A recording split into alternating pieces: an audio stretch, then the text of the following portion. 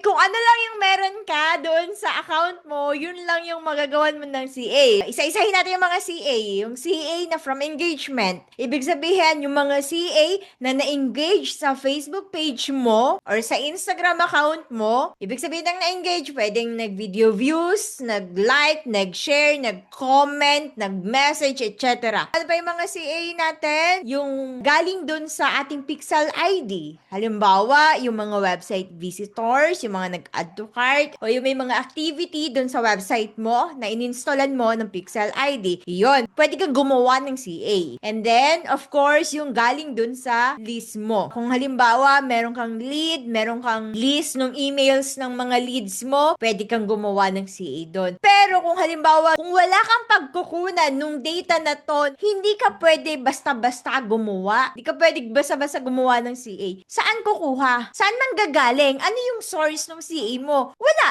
'Di ba? Okay, linawin natin yun ha para sa lahat. Kiniklear lang natin.